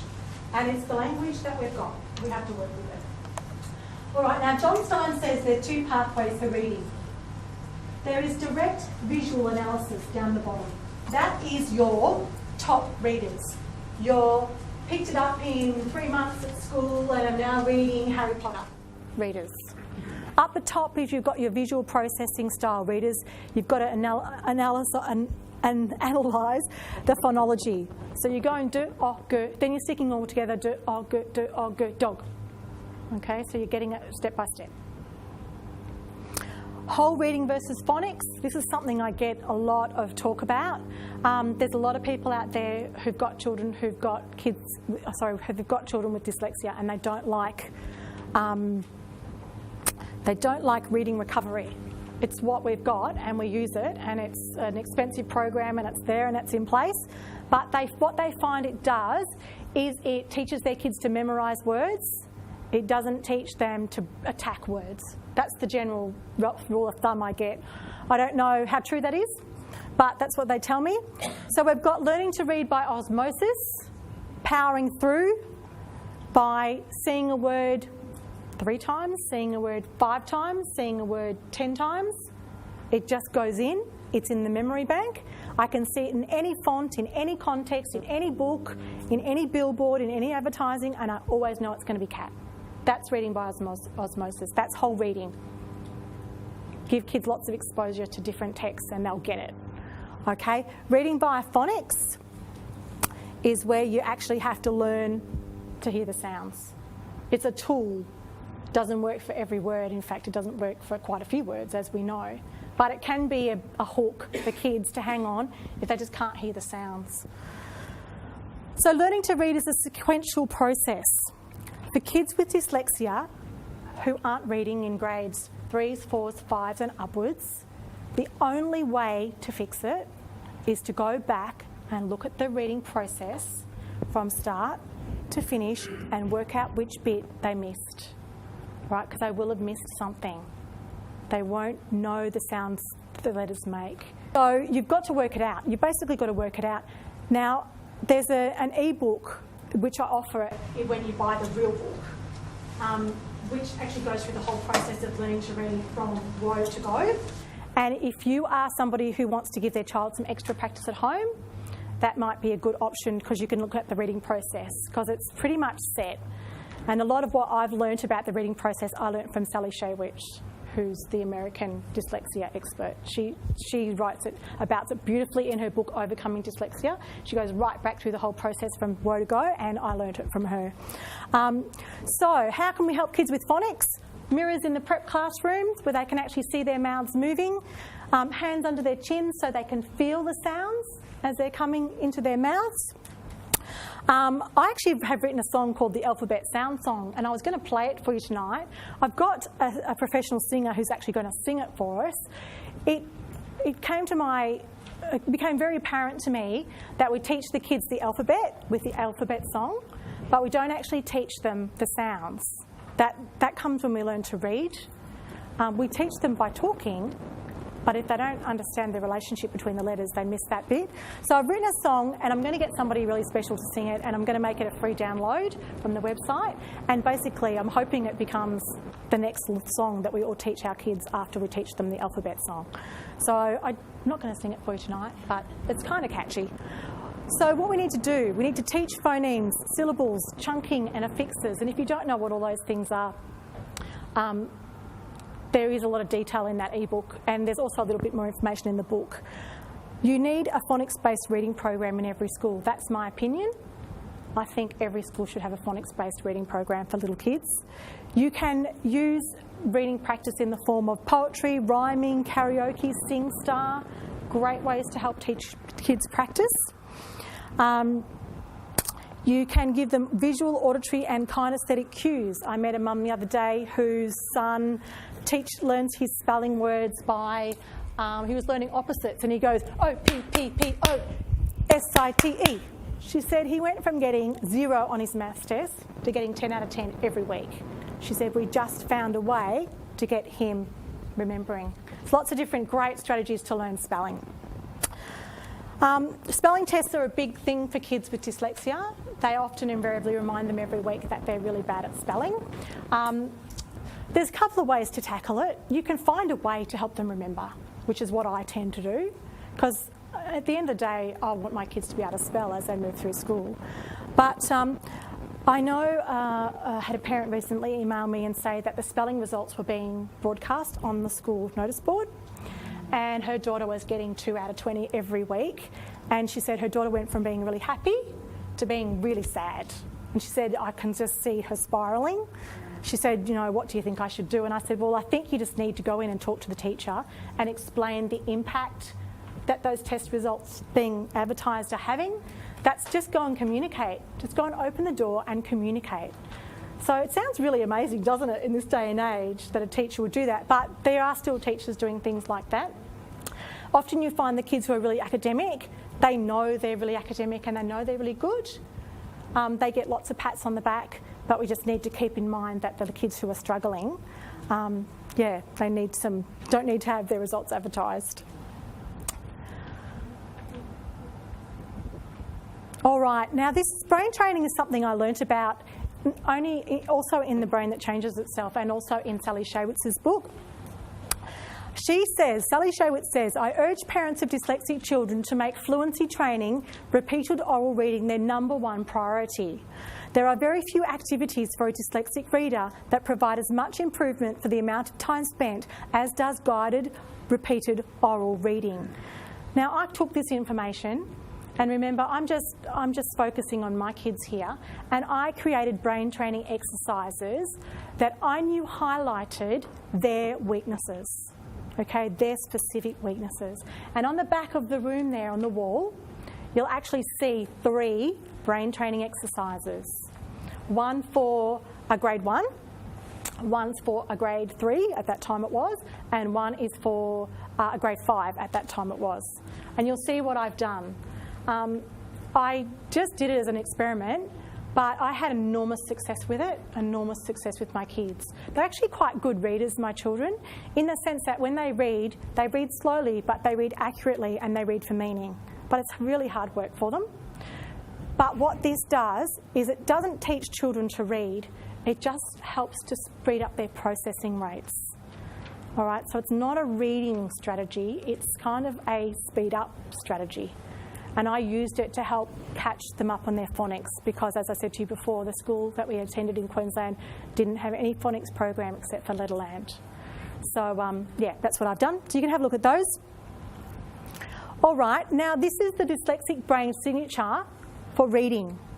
Okay, now what you've got is there's 3 parts of the brain that fire when a child's reading based on MRI scans. One is word analysis, which is memory for reading whole words, seeing whole words in their entirety. One is word form, and one's for fluency, where you go bang, bang, bang, bang, bang and read. Okay, word form is where you attack words. All right? Now what happens is with people with dyslexia, and often this is adults, who learn to read very accurately and very well, they have a very overactive word analysis area. In other words, they've memorised words in their entirety. So as long as the words they're reading are the words that are in their long-term memory, they read slowly, but they read well. If you throw a word at them that they don't know, a new scientific word or a new word in a new subject, and they have to attack it, it's a brand new word to them, then they will go back and they won't be able to see it, they won't be able to read it, they won't be able to sound it out. Okay, so that tends to be what happens. So they've now scientifically proven in America that more time on tests and exam is the number one accommodation for kids who have dyslexia. They've now proven if you're going to do anything for a child, give them extra time on a test and exam, because they can read quite often, accurately, but with good comprehension, but it's slow. They have a slow processing rate. All right, it will always be extremely hard for skilled automatic readers to imagine what it must be like to not be able to read and process words easily. Super readers, lots of them around us. Non-dyslexics will often assume that the real problem is a lack of effort, laziness or disinterest in learning altogether. Some will even believe that a struggling child's parents are too proud or won't admit that their child may not be smart. Now, this is quite true, I've discovered. There are people out there who are just gun readers. They just don't get how it could be hard. The same happens with maths, the gun mathematicians, quite often our maths teachers, they just don't get how maths can be hard. So, you know, it's fairly common. It's common in lots of ways too. I've actually got a friend of a friend who's studying to be a primary school teacher. He's very dyslexic, has been his whole life. And he decided at the age of 56 to go back to Teachers College and become a teacher. And this was because he had a whole number of demons that he wanted to put to rest. He really wanted to show that for once in his life he could be good academically and he could make a difference, because his schooling had been horrific, absolutely horrific. So he went back and he's in his 3rd year, on his 3rd year teaching round, and he went into a school and the supervising teacher said to him, because he actually went up and said, "I'm dyslexic." She said, "I can't believe that you as a dyslexic person think that you can be a teacher. How can somebody with dyslexia be a teacher? I think I need to speak to your college institution," whatever it was, "and explain to them that it is not appropriate for somebody who's dyslexic to be a teacher." This is in this day and age. This is just recently. And he said, he's a very, very confident man, and he has had lots of things happen in his life. And he said to his supervising teacher, "How about you let me show you that I've got what it takes. Give me 2 weeks and I'll prove to you that I can be a great teacher." So the 2 weeks went by, and as you can imagine, he did a fantastic job. He could break down all the learning processes. He could reach every child in the classroom. And she was so impressed, his supervising teacher, that she wrote this amazing letter of recommendation to the Dean of Education, saying that he was going to be a first-rate teacher and how wrong she had been. So, amazing story, but true. All right, now this graph is actually one that I've created because every graph I looked at was pretty much similar. This tends to be what happens if we don't help or support kids with dyslexia. And you can see it's pretty obvious. The gap widens. They go from being 1 or 2 years behind to being 3 or 4 years behind to being quite often. I've had lots of emails recently. I've got a 12-year-old student and a 14-year-old student in my class, and they have the reading age of 5.5. What do you think I should do? I get a lot of those emails. So they're the kids who just didn't get the support in their younger primary school years. So yeah, they're the ones that get left behind, unfortunately. And yes, they can learn to read, I've been communicating with another lady who's got a 23-year-old son, cannot read and write a word, and he is now going, after speaking to me on an aeroplane, believe it or not, she's actually going to take him back to school, and they're going to get him reading because he wants to join Duntroon and be a military leader. I said, go for it. Go back and teach him to read. There's no reason why you can't. Anyone can learn to read at any age. Just have to be more practice, more repetition, more exposure to the steps, and so forth. All right, please remember the day a child starts school is a momentous occasion. It never enters their mind that they are going to struggle to learn, and on some days they're even going to fail. They become confused, mystified, full of self-doubt, anxious and fearful. And what happens next to those kids is basically up to us. Do parents advocate? Do teachers recognise a struggling learner, and do they help? They're constantly doing studies in the UK, which I know John Stein's in the middle of another one. But this was recent, this is sort of mid-2000s. 50 to 80% of men in UK jails struggle to read and also to write, over and above the age of a 9 to an 11-year-old child. And a recent UK study, which was actually conducted in the USA, but by a scientist in the US. So she was a UK scientist, but she did it in Texas. She interviewed 136 entrepreneurs. She did the dyslexia tests on all of them, and 35% of them were dyslexic, and they were really high level. That's a really common thread for really high achieving people. All right, exercise time. One more to go. How am I going? Oop. Right. Tell your neighbour about yourself. You must not use the words I, I'm, or my. All right? You cannot use the words I, I'm, or my. Have a go. Can you think of a sentence? Give it a shot.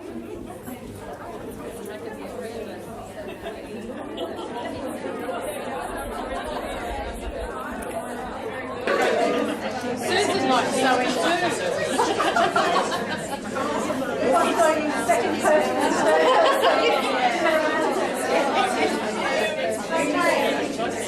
When you listen to a child who has dyslexia and you ask them a question and you put them on the spot, if you look closely, you can actually see the colours turning,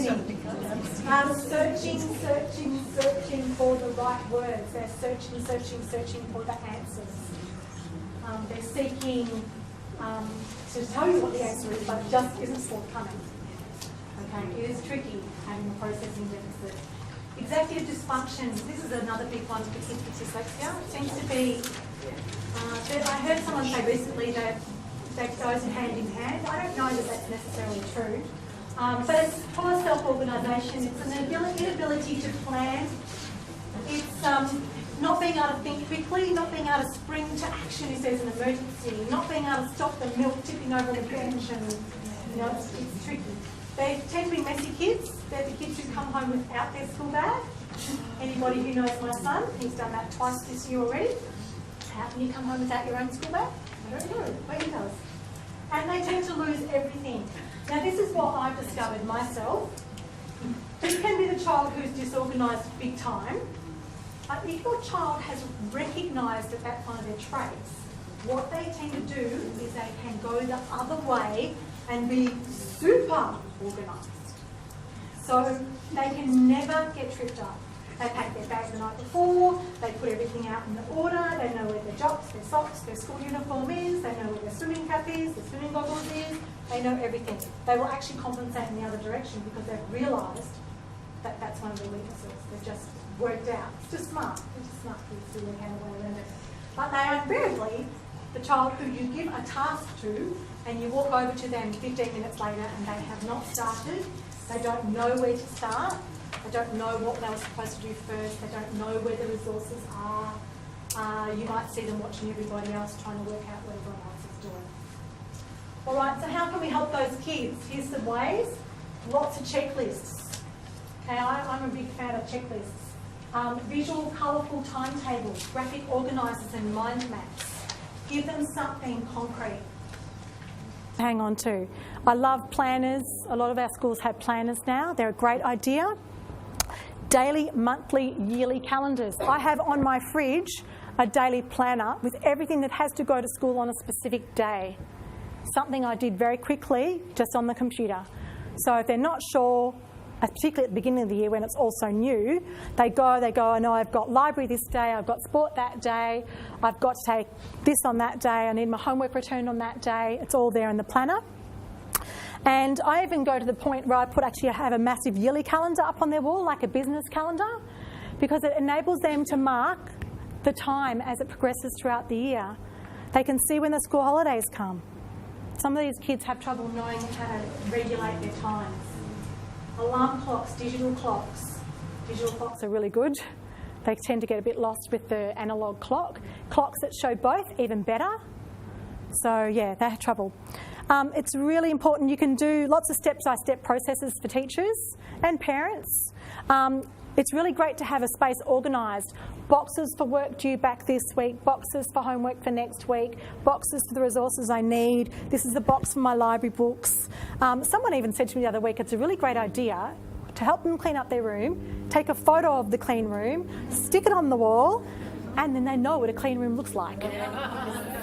Because sometimes I have no idea. I don't know, isn't it clean? It looks clean to me. No. All right, and of course, really, really important, particularly with this one, is that teachers and parents communicate. And it's a really great way. And email is wonderful. Email is the king when it comes to keeping parents and teachers connected. So what's happening in Australia? Well, as we've discovered, not a lot. We have some fantastic teachers here. We have some fantastic educational psychologists here. We have some people doing PhDs in dyslexia as we speak. There's lots of great things going on here. There's still a lot of misinformation, a lot of confusion. Teachers aren't trained. Parents expect them to be trained and they're not. So parents get mad with teachers. Teachers don't know what they're doing. Teachers can't diagnose. Another big thing, I had a lot of people say to me, well, why doesn't my teacher tell me my child has a learning disability? Teachers they don't have the ability to do that. And you do hear stories of a teacher who said to a parent, oh, I think your child's this or I think your child's that. The parent gets home, they're all in a fluster about what they think their child may possibly have, and it's not the fact at all, and a diagnosis was needed. So teachers can't tell us. I couldn't have even begun to try and tell a parent why a child wasn't learning. I can tell a parent that a child isn't learning and that they're struggling with a concept, but I certainly can't tell them why. So it's a tricky situation that we're all in. So here's the bad news. According to research, about 1 in 10 children in Australia do have dyslexia. Now that's based on about 40 years of research now. The New South Wales Education Department is the only state that formally recognises dyslexia as a learning disability because of a man called Jim Bond. You may have heard of him. He's a dyslexic man who jumps up and down very hard and he gets a lot of media and he's getting some things done. Perhaps not in the way I would do them, but that's okay.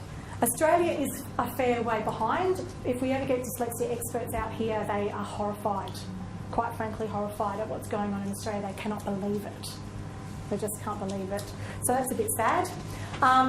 As I've said before, teachers here don't receive training. I know dyslexia was mentioned in one lecture on one day. I think we had a 5-minute conversation about kids who don't learn to read easily, and then we just moved on. I spoke to a teacher who's training the other day. She's doing primary and secondary. She's doing literacy in both, and she said it hasn't even been touched upon in her course. So we're just not getting it. So we need to fix that too. Now the other thing is for those teachers who do want to actually do that bit extra, and there is a lot out there who are recognising kids who aren't learning via the normal channels, who do want to know how to do a bit more. There are currently not one accredited courses that provide teachers with formal qualifications to teach children with dyslexia, to screen or to diagnose. Now, I think teachers need to be able to, not all teachers, but some teachers need to be able to do those things because it's going to make life a lot easier. Educational psychologists are hugely expensive. They are great and they've done enormous amounts of training, and I know some fantastic ones, but they are expensive. The only way around it is to organise some funding. Okay, if we want to use educational psychologists, we need some funding. We just need some financial assistance. You can't afford it, it's too expensive. And of course, as a result of this, we have no screening, no diagnosis here as often in other countries, and there's also a huge amount of misinformation going on. The good news is children with diagnosed learning disabilities, specifically dyslexia, are protected by the Anti-Discrimination Act. Now, this protects children's rights through the Disability Standards for Education 2005. All educational institutions in Australia must provide appropriate support for students diagnosed with a learning disability, including dyslexia. Okay, so you need to have that written on your diagnostic report. Now, if you know your rights as a parent, you can actually ask for some support. If you don't know your rights, then you don't know what's going on. That is the only clause that's currently written into any of our constitutions that helps kids legally not to be discriminated against. So it's important to know about. All right, how to get intelligent kids with dyslexia through school and out the other side smiling, and this is the key. Kids with dyslexia invariably do very well when they leave school, if they leave school with their confidence intact and their self-esteem in place. All right, they just do. They shine. So if they're defined by their learning disability, then their life's not going to be too fantastic unless they're amazingly strong people and they can overcome. They need to be out leaving school. So we've got to provide bridges of support. Kids with dyslexia who have done really, really well, all of them have a champion. Now, it's not always a parent, although in many cases it is. Quite often it's a standout teacher, somebody who just went into bat for them no matter what and was always a point of reference. Those teachers, and we all know who they were when we went to school, are amazing teachers. They don't get enough recognition in my mind, some of those teachers. Kids need to have a support team. They need the learning support coordinator, they need the parents, they need the grandparents, they need brothers and sisters, and they need everybody coming together to provide them with support. They don't need brothers telling them that they're dumb because they can't read, and they don't need grandma going, there's nothing wrong with you, what's going on? Well, nobody in my family's got dyslexia. All right, they need everybody coming together, and that's comes down to the parents and the teachers to make that happen. We need to work together. There are plenty of appropriate remediations, modifications and accommodations that you can give kids. All right, a remediation is a way that you would teach a subject a different way. It might be in a small group. It might be just making it multisensory. It's just a way that you tweak it. It's a tweak. A modification is where you would actually change the curriculum to better suit a child. Now, most kids with dyslexia are intelligent, as all other children. So modifications to the curriculum are not seen in the dyslexia community to be the way to go. They would prefer you find a way to get them access to the whole curriculum. So accommodations are what comes in there. So that's a way of providing them with a piece of technology, providing them with an audio book, providing them with a text reader, providing them with voice-to-text speech software. Not when I say providing them with, I don't know who's actually responsible for providing it with, but it's important to know it exists. Some schools have already got this stuff, some don't. Some parents have already got it. So we've just got to find a way of funding it, which is tricky. Schools today rely upon formal methods of reading to learn and writing to demonstrate what is known. But as I've just said, there are huge amounts of ways around it. Huge. All right, inclusive technology is probably the number one thing. It's a massive growth industry, and not just for people with dyslexia. It's speeding up the business world as well, using this type of technology. And as a result, there's a lot of money being ploughed into it, and it's really, really amazing just to jump on the internet and see what's out there. So you've got things like mouse and keyboard options. You've got text to audio. In other words, you get a document, you put a reader over the top of it, it reads it to you. You scan it into your computer, it reads it to you, okay? You've got lots and lots of visual tools, large font books, you've got reading rulers, you've got all sorts of things that you can do. Voice to text is a big one. Lots of study tools. There's lots of programs that you can use to help kids study and get themselves organised.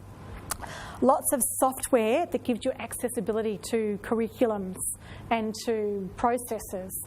Incredible software out there now. Some of it's scientifically proven and proven to aid with brain training as well. There's some amazing things going on. Lots of literacy tools, creative technology options for design and graphics and all those things. There's lots of portable tools that kids can take with them. The flash drive is a wonder.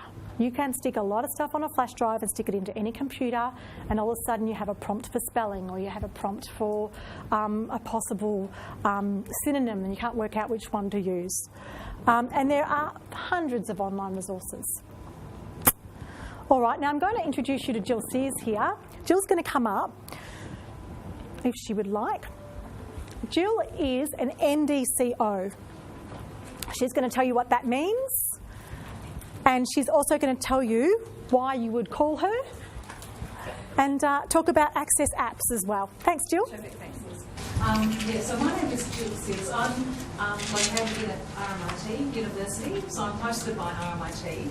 I'm part of a network of 31 NDCOs, National Disability Coordination Officers, located throughout Australia.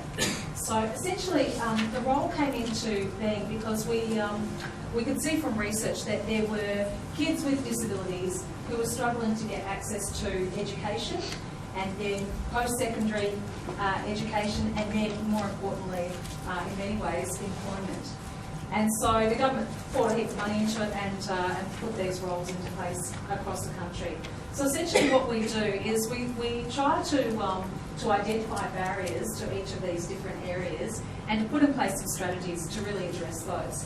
So just as a way of kind of giving a bit of an understanding of the sorts of things that we do, this year NDCOs have done things like they've put together DVDs that provide educational information about how you might appropriately teach a student with a learning disability.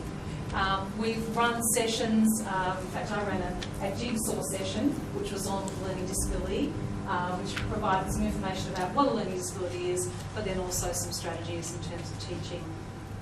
We also focus on areas like mental health and physical and other sensory sorts of disabilities. So a whole range of different kinds of things. How can we help? Well, I guess just on a weekly basis, I get calls from schools about particular issues that they're struggling with, and also universities. And so what we try to do is to work with the education provider to come up with appropriate solutions.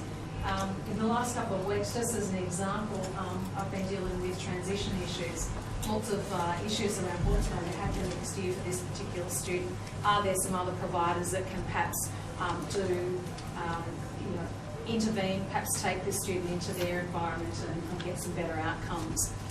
I've also had lots of inquiries from parents about the sorts of rights that their children have, and so we provide some guidance, although we're not lawyers, but we can certainly provide some general information about what might be appropriate and who else might be able to get involved and assist.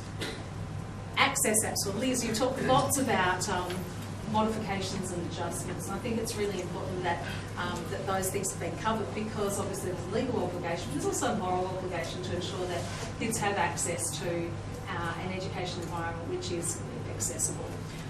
Access apps is a collection, and we've actually put them onto this small disc. And if anyone would like one, if you let me know your details and make sure that you can get them. We've put on there a collection of different bits of software which have been produced largely in Scotland. They're completely free of charge. You can download them from the web. The reason that we put them on the memory stick is so that they can be given to a student, and once they learn how to use them, they can just take this with them wherever they need to go. So they can plug it in at school, have their assignment on there, use Access Apps to provide them with voice adaptive software to help them mind map. There's literally hundreds of different tools available through this means, and so as I say, it's highly coordinated. So they've got the same tool wherever they go. The computer looks and sounds exactly the same as it does at home as in school. So a really useful tool. So if anyone would like those, if you just let me know and I'll make sure you get them. Thanks, Jill. No problem. Thanks. I didn't know about the NDCA program at all, and a lot of parents don't. But since I've heard about it, I've got 2 people that I've been communicating with who are doing apprenticeships, and there is funding available to students and to people out there doing apprenticeships. Up to, Jill, how many thousands of dollars can you get per year if you are an apprentice with a diagnosed learning disability? Well, that's a difficult question because it does depend on a whole range of things. Depends on exactly where you're located and all sorts of things. But there is funding that provides support for employers to. So this young man that I know of, he's getting $2,000 for inclusive technology, $2,000 for workplace modification, and $2,000 for tutoring. Okay, and he's just in the middle of doing, I think it was a building apprenticeship, and before that he had nothing, and he couldn't read. And he was freaking out because he was thinking, how am I going to be a builder who can't write a quote and who can't do a spreadsheet? But now he's actually going back and doing all that again. So he's actually had reading lessons. So it's pretty exciting. All right, this is what I've basically done is when I started writing the book, firstly I started researching to help my kids. Then I started collecting resources, and then out of that came the book. So what we've got on your piece of paper there is all the things that I talk about in the book on one side, and then the other side are all the free resources that I've collected. So what I've done is I've just put them on the website, and you basically just go in, you log in, you get a membership code, you go back time and time again, depending on a specific child you might have in your class, or depending on your own child, and you can download anything you want. There's worksheets. There's so many things. There's too many things to mention. And what I do is I keep collecting as I keep researching, and people keep sending me things because, as you can imagine, as the journey continues, I've actually got people sending me documentation. So I save it, and every month the website gets updated and more stuff goes up.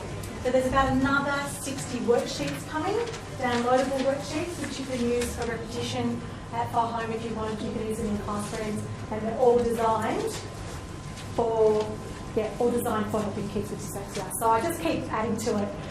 The idea being is there is no resource like this in Australia yet. It doesn't exist. There's also no state-by-state directory of people that you can use, service providers. So you can log on, like if you live in Horsham and you want to find somebody who can assess your child, you can actually go into the website, look in Victoria, find a dyslexia assessor. And I'm talking to someone who's qualified. I haven't put anybody on the website who's not qualified. All right, so I'm looking for those people, only those people who are qualified. So that's the way it works. There are the ebooks on how to teach your child from home, which I wrote. I actually wrote these ebooks. They weren't ebooks at all. They were chapters that were going in my book. But by the time I finished, I had 96,000 words, and my publisher said to me, there is no way I'm going to publish a book with 96,000 words in it because no one will buy it because it'll look like a novel. So marketing kicks in, and they made me take the 3 chapters out. So what I said was, well, that's a bit of a blow because they're actually what parents want to know, how they can help their kids at home. So I rewrote them, made them longer, did heaps more research, and now you just get them as a free download. So you just go onto the website and grab them. What's next? The Australian Dyslexia Trust is what my lobby group. When I say my lobby group, it's actually not my lobby group. It's a parent-teacher lobby group for Australians. You log on through the website or on its own with its own URL. I don't collect anything. I don't collect email addresses. I don't collect anything. What you do is you leave your story, and then you have my guarantee and my promise that Julia Gillard, Peter Garrett, Jan McLucas, our new Disabilities Minister, and Christopher Pines, I believe, wants to see them, and I've just had an inclusive politician today email me and say he wants to see them all. They are personal stories from people talking about their journey with dyslexia as they've travelled. Okay, so I've got everything from parents of children who are 5 to parents of children who are adults. So yeah, it's a great way. It's really exciting because this Thursday coming up, we have organised a meeting with Peter Garrett's office, and the first folder, of which I have hundreds of these emails, are going to be hand-delivered to Peter Garrett's office this week. So we've organised a meeting, and lots more people, Jill, are going to be attending that meeting, I've been told today on the email, not just Peter Garrett's staff, inclusive technology people and everything. So it's very exciting. And what I'll do is I'll just keep collecting those, collating them, sending them electronically, sending them physically. So it's a fair bit of work, but that's okay because they need to know what we need by way of reform before they can make any changes. So I'm going to keep going with that. We need to change the status quo for kids with dyslexia in Australia. The stories, the most powerful lobbying, according to the politicians, because I rang them up and asked them, if you want to know a question, then you ask them. They basically said personal stories are the most powerful form of lobbying government. Don't campaign, don't wave placards outside our office, don't turn up at Parliament House with your kids. Send us personal stories. We can relate, it will help. So that's what I've decided to do. So yes, he's getting his first delivery this Thursday. He's also receiving a document of recommendations that I've written for ways in which he can change the education system in Australia to better meet kids' needs. And this is a point to ponder. I tend to, don't ask me where this poetry comes from, but it tends to come to me in these weird moments. So I just wrote this.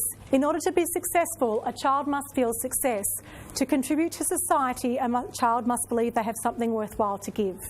To do what's right, a child must be recognised for their effort.